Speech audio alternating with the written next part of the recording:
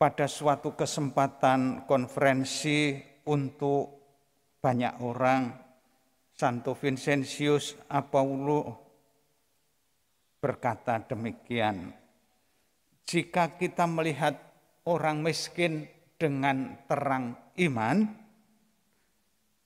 sesungguhnya kita melihat bahwa mereka mewakili Allah Putra yang memilih menjadi miskin. Kata-kata itu tercatat dan menjadi juga bagi kita suatu kesempatan untuk merenungkan betapa terang iman itu bisa mengubah banyak hal dalam hidup kita. Bahkan mereka yang sering disingkiri atau dianggap tidak ada, justru mewakili Allah yang menjadi miskin. Yang pertama-tama adalah memandang mereka dengan terang iman. Terang iman itulah sekali lagi yang bisa mengubah banyak hal dalam hidup kita. Dan hati manusia memang juga seperti itu. Jika hati kita memang diterangi oleh iman, maka banyak hal yang tadinya merupakan sesuatu yang sangat berat menjadi sesuatu yang sangat membahagiakan.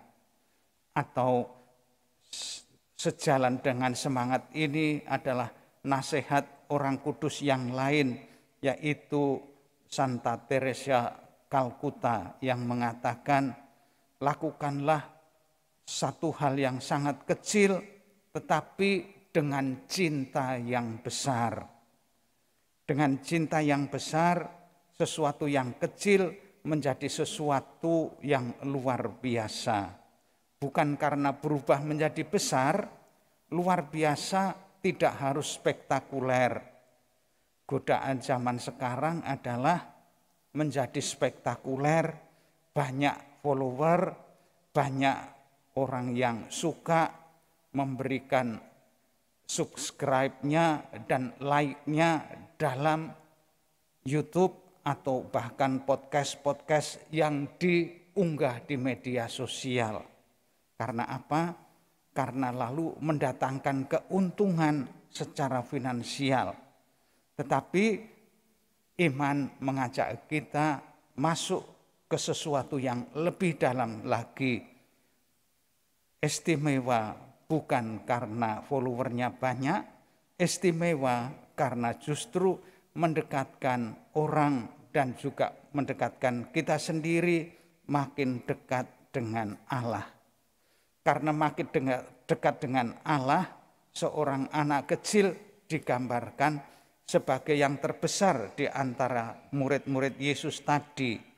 Bahkan seorang anak kecil tidak akan bersikap seperti Yohanes yang berkata, "Guru, kami melihat seseorang mengusir setan demi namamu dan kami telah mencegahnya karena ia bukan pengikut kita."